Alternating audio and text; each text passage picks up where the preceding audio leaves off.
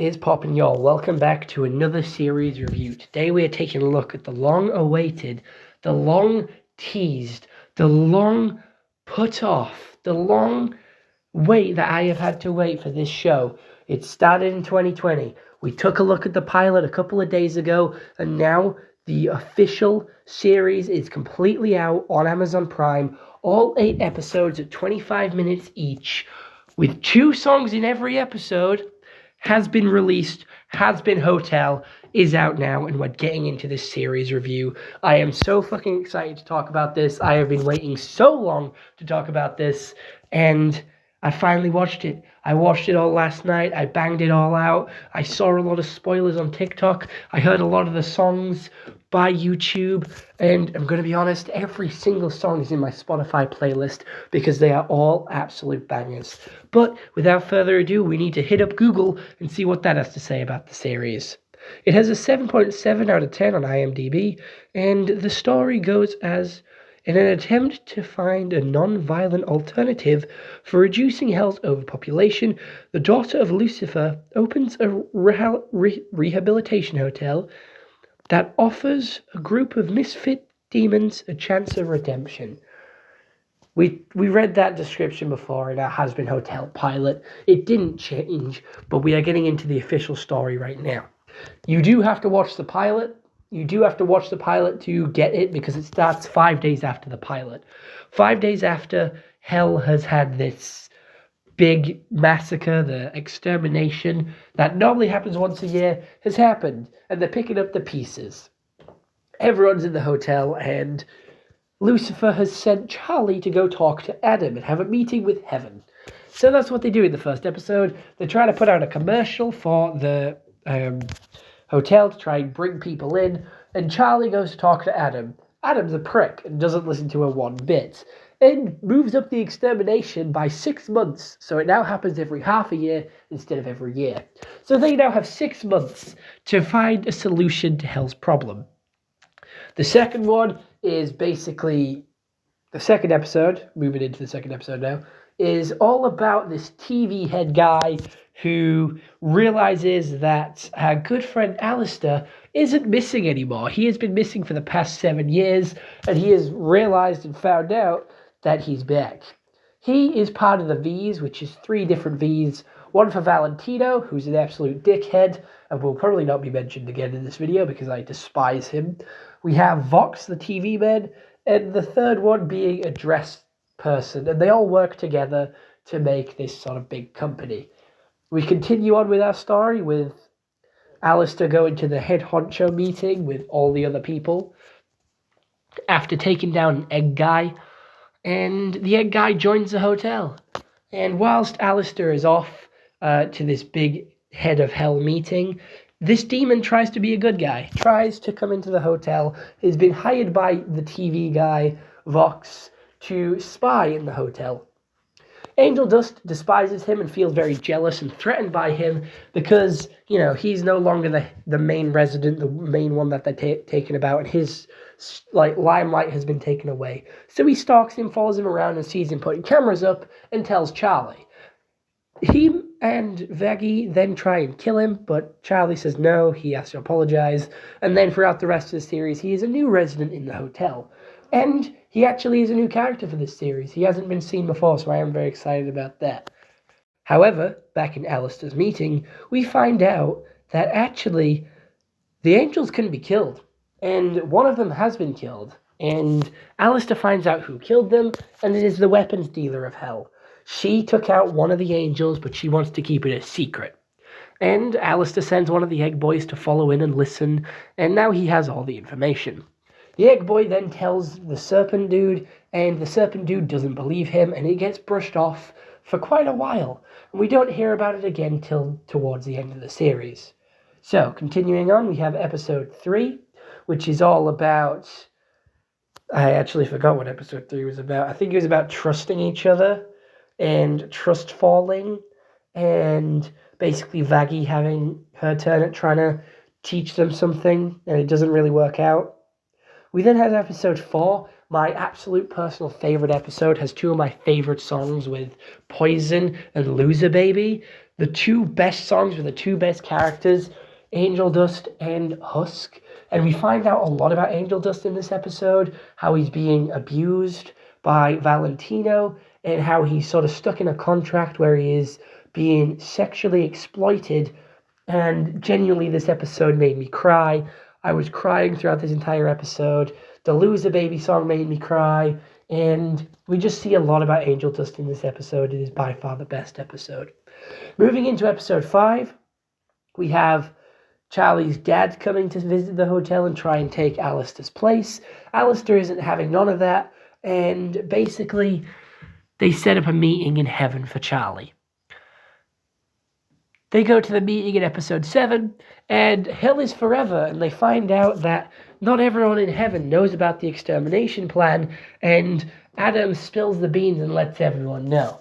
We also find out that Vaggie is an angel in this episode, which goddamn was a huge surprise to me. I genuinely didn't expect to see her be an angel, and we have that episode ending there with that final thing. Also, they don't allow people to come to heaven. Angel Dust manages to do everything on Adam's list and doesn't actually get in heaven, which is a big shame. We then continue with episode 7, I do believe we're on now, with Charlie,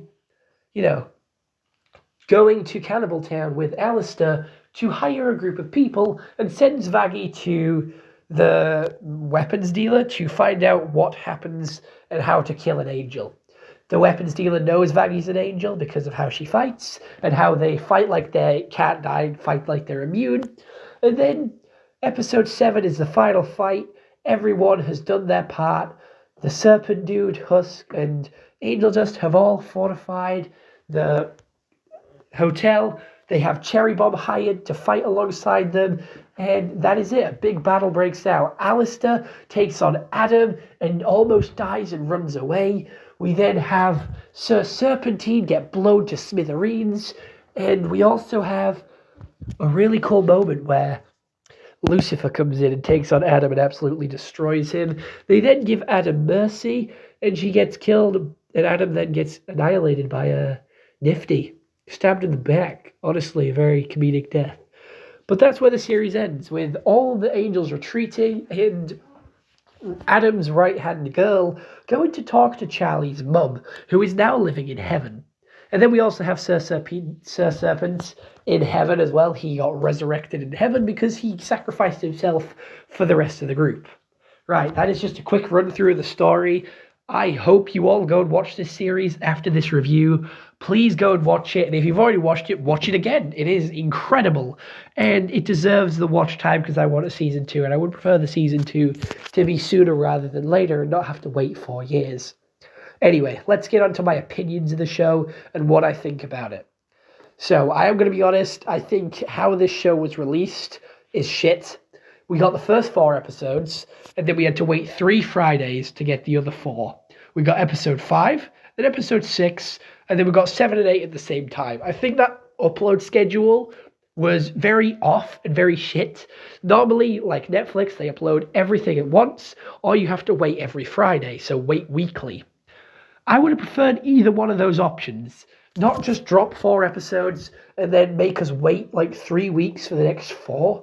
I feel like they should have, if they were going to make us wait, they should have made us wait 4 weeks just to sort of match it. I'm happy we have it all now, but it just felt like a very odd upload schedule. Anyway, I feel like Angel Dust's character is by far my favorite character, and I just love his character arc. It is honestly so good with him actually making progress and being good and changing, saying no to Cherry Bomb's drugs, saying and babysitting after Nifty, and also sticking up and standing up to Valentino. Episode 4 is the best episode, with Charlie trying to help but ended up making it worse, and I feel like that happens quite a lot with these situations. And honestly, I will never know, well, I hope I never know how Angel Dust feels or what he's going through in that situation, because genuinely it is so awful. And I was crying throughout the whole episode. I felt so bad and so sorry for him, because you just don't know how he's actually feeling. He's putting up this front, or who he's trying to be, to try and protect himself from Valentino and what Valentino's doing to him. He's trying to stay confident and put up a smile, act cocky, and act like this is how he likes to live, and acts like he enjoys this lifestyle, just to try and fake happiness, probably hoping that fake it till you make it. And genuinely, it is just so awful, and I feel so bad, and I was crying the entire way through. Another moment where I cried was when, towards the end of the series, when they were starting singing about Serpentino's death, because I felt like his death was very shit. He was doing this whole heroic thing. He kissed Cherry Bomb, admitted he loved her after avoiding it for like 3 whole episodes, got in his blimp, ready to take on Adam, and was disintegrated just like that. There was no damage done to Adam, didn't slow Adam down. His death was kind of pointless, but because he sacrificed himself, he earned a place in heaven, and I fucking love that. The songs are incredible. I know there was a lot of issues with the songs. Like, loads of people were complaining, saying, oh, it's like a Disney movie. It's like, Charlie's a Disney princess. Oh, look at her. Why is she singing? There is singing in the original Hazbin Hotel. There is songs on their YouTube channel where this originated about Hazbin Hotel. It has always been a musical. Why is everyone so shocked that it's a musical right now? I loved the songs. Every single one of them is a fucking banger. I've seen every single one of them on TikTok. Every single one of them is in my Spotify playlist. If you haven't heard the playlist, go listen to it. It is incredible. And so many of these songs have such deep meanings and such like good messages to the viewers. It is incredible. This music is like touching your soul, especially for like this demon show. It's incredible. The art style has definitely improved from the original pilot on YouTube. It looks so much better and so much more clean than it did on the YouTube channel. And again, it is 4 years later, and this is an actual production team on Amazon Prime, so you would expect it to look a lot better. And I'm so happy with all the sort of slight character design changes.